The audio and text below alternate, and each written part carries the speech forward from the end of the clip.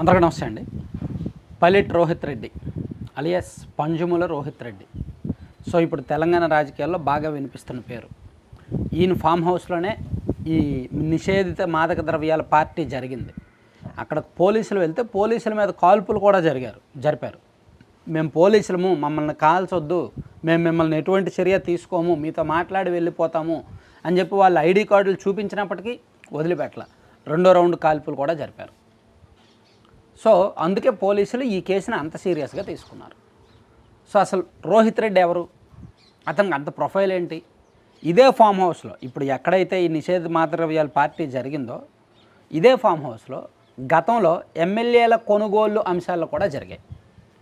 ఈ BRS party అధికారంలో ఉన్నప్పుడు ఎమ్మెల్యేల కొనుగోలు బేరసారాలు జరిగాయి చూసారా, అవి కూడా ఇక్కడే జరిగాయి అన్నమాట. సో అందుకే ఈ మొయినాబాద్ ఫామ్ హౌస్ అనేది బాగా కీలకం.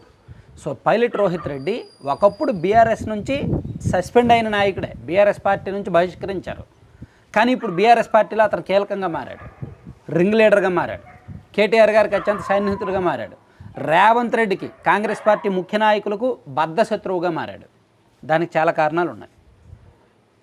సో ఇక్కడ పోలీసులు కూడా కేసును చాలా సీరియస్గా తీసుకోవడానికి ఇవన్నీ అసలు మూలాల్లోకి వెళ్తే ఇతను గతంలో 2008లోనే రాజకీయాల్లోకి వచ్చి 2009లో ప్రజారాజ్యం పార్టీ పెట్టిన తర్వాత ప్రజారాజ్యం పార్టీలో చేరాడు. అప్పుడు ప్రజారాజ్యం పార్టీ నుంచి పోటీ చేసి ఓడిపోయాడు అనమాట 2009లో. తర్వాత అప్పటికి ఆయనకి ఏజ్ జస్ట్ 25 క్రాస్ అయ్యాడు 2009 నాటికి, ఆ ఎన్నికల నాటికి. So younger generation, fresh candidate, మంచి లీడర్. సో చిరంజీవి గారు ఎంకరేజ్ చేసి సీట్ ఇచ్చారు, ఆయన ఓడిపోయాడు. ఓడిపోయిన తర్వాత ప్రజారాజ్యం పార్టీలో కొన్నాళ్ళు కొనసాగాడు. ఆ తర్వాత 2013లో బీఆర్ఎస్ పార్టీలో జాయిన్ అయ్యాడు. బీఆర్ఎస్ పార్టీలో జాయిన్ అయ్యి ఆయనకి సీట్ ఇవ్వలేదులే. సో తర్వాత 2014 బీఆర్ఎస్ పార్టీ అధికారంలోకి వచ్చిన తర్వాత ఆయన యంగ్ లీడర్స్ అనే ఒక సంస్థను స్థాపించాక పార్టీ అధికారంలో ఉన్నప్పటికీ ఆయన సొంత కార్యక్రమాలు ఎక్కువగా చేసుకుంటున్నాడు. సో లోకల్లో కొంత ఇబ్బందికర పరిస్థితులు అండ్ అక్కడ పట్నం మహేందర్ రెడ్డి గెలిచి ఆయనేమో పార్టీ మారడం ఇవన్నీ జరగడంతో ఈయన వాల్యూ తగ్గిపోయింది. ఈయన 2018కి ముందు ఈయన బీఆర్ఎస్ పార్టీ పార్టీ నుంచి సస్పెండ్ చేసింది. అప్పుడు ఈయన 2018 ఎన్నికలకు ముందు కాంగ్రెస్ పార్టీలో జాయిన్ అయ్యి 2018లో కాంగ్రెస్ నుంచి అక్కడ ఎమ్మెల్యేగా గెలిచాడు. ఎమ్మెల్యేగా గెలిచిన తర్వాత 2018 ఎన్నికల్లో బీఆర్ఎస్ పార్టీ అధికారంలోకి వచ్చింది కదా, అప్పుడు ఆయన బీఆర్ఎస్ పార్టీలోకి దూకాడు. కాంగ్రెస్ పార్టీలో ఎక్కువ కాలం లేడు. సో దాంతో ఈయన బీఆర్ఎస్ పార్టీలో ఈయన వెళ్ళడంతో పాటు ఈయన ఫామ్ హౌస్ వేదికగా చాలామంది ఎమ్మెల్యేల బేరసారాలు జరిగాయి బీఆర్ఎస్ పార్టీలో చేర్చుకోవడానికి. సో అది కాంగ్రెస్ పార్టీకి నచ్చల.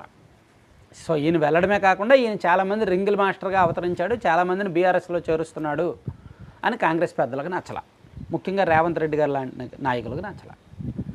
అయినా సరే అతను కాంగ్రెస్ ఎమ్మెల్యేగా ఉన్నప్పటికీ బీఆర్ఎస్ పార్టీలో చేరాడు కాబట్టి అధికారం చలాయించాడు, బాగానే సంపాదించాడు. ఇతర రాష్ట్రాల్లో చాలా చోట్ల రియల్ ఎస్టేట్లో పెట్టుబడులు పెట్టాడు. దుబాయ్లో కూడా రియల్ ఎస్టేట్ పెట్టుబడులు పెట్టారు అనేది రాశారు కదా, చూశాం కదా.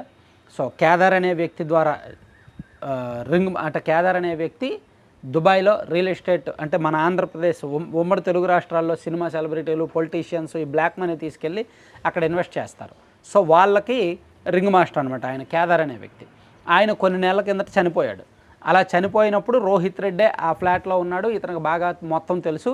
సో కేదార్కి తెలిసిన వ్యవహారాలు అంటే కేదార్ దగ్గర చాలామంది చిట్టా ఉంది, ఎవరెవరి ఆస్తులు ఎంతెంత ఉన్నాయి, వాళ్ళది ఎక్కడెక్కడ ఇన్వెస్ట్ చేశాడు అనేది అతని దగ్గర చిట్టా ఉంది.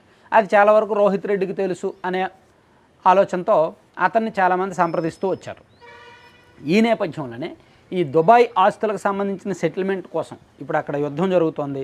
ఆస్తులు ఎలా ఉన్నాయో తెలియదు, దాని పరిస్థితి ఏంటో తెలియదు, మార్కెట్ పరిస్థితి తెలియదు. సో అందుకని ఈ ఢిల్లీలో ఉన్న ఒక ప్రముఖ రియల్ ఎస్టేట్ వ్యాపారి నమిత్ శర్మ అండ్ బెంగళూరుకు చెందిన రియల్ ఎస్టేట్ వ్యాపారి అండ్ హైదరాబాద్లో ఉన్న కొంతమంది ప్రముఖ పెద్దలు, న్యాయవాది వీళ్ళందరూ కూడా కలిశారు. దానికి పుట్ట మహేష్ గారు కూడా వెళ్ళారు. సో అక్కడ ఈ డిస్కషన్ జరుగుతున్నప్పుడు పనిలో పనిగా షిమ్లా నుంచి అండ్ ఇతర గోవా నుంచి ఈ కాస్ట్లీ మద్యం అండ్ నిషేధిత మాదక ద్రవ్యాలు తెప్పించుకొని వాళ్ళందరూ సేవిస్తున్నారు. అప్పుడు పోలీసులు వచ్చారు, పోలీసుల మీద కాల్పులు జరిగారు, కేసు ఇంతవరకు వచ్చిందనమాట. సో రోహిత్ రెడ్డికి చాలా పెద్ద చరిత్ర ఉంది.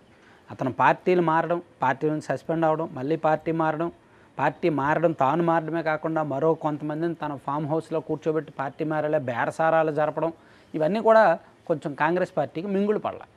అందుకే అతన్ని బద్ధ రాజకీయ శత్రువుగా చూసాయి. అతను చేసిన తప్పు కాబట్టి. అయితే ఇక్కడ ఒక ఆసక్తికరమైన అంశం ఏంటంటే, ఇక్కడ సిట్టింగ్ ఎంపీ పుట్టా మహేష్ గారి మీద ఇటువంటి ఆరోపణలు వచ్చేసరికి ఇమ్మీడియట్గా తెలుగుదేశం పార్టీ అతనికి నోటీస్ ఇచ్చింది, 5 రోజుల్లోగా వివరణ అడిగింది. కానీ అక్కడ బీఆర్ఎస్ పార్టీ కనీసం రెస్పాండ్ అవ్వాల. హరీష్ రావు గారు, కేటీఆర్ గారు దాని మీద రెస్పాండ్ అయ్యి ఆరోపణలు చేశారు ప్రభుత్వం మీద. హరీష్ రావు గారు ఏంటంటే, మొత్తం మన ఎమ్మెల్యేలము ఎంపీలము అందరము పదండి వెళ్దాము, టెస్టులు చేయించుకుందాము, మీకు పాజిటివ్ వస్తుందో మాకు పాజిటివ్ వస్తుందో అని అన్నారు.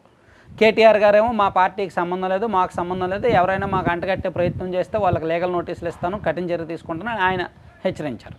కానీ ఏ ఒక్కరూ కూడా రోహిత్ రెడ్డి గురించి మాట్లాడాల. రోహిత్ రెడ్డిని మీద చర్యలు తీసుకుంటామనో, అతనికి నోటీసులు ఇస్తామనో, అతన్ని సస్పెండ్ చేస్తామనో, అతను చేసింది తప్పనో, అతను చేసింది ఒప్పనో ఎవరూ మాట్లాడాల. ఎందుకు పార్టీ నుంచి ఎందుకు అలా ఎంకరేజ్ చేస్తున్నారు? అట్లీస్ట్ నోటీస్ అయినా ఇవ్వచ్చుగా, నోటీస్ ఇచ్చి వివరణ అయినా తీసుకోవచ్చుగా, అది కూడా చేయట్లేదు అనమాట. సో మేబీ బ్యాక్ ఎండ్లో ఏమైనా ఎంకరేజ్ చేస్తున్నారేమో ఇటువంటి వాళ్ళని. Thank you.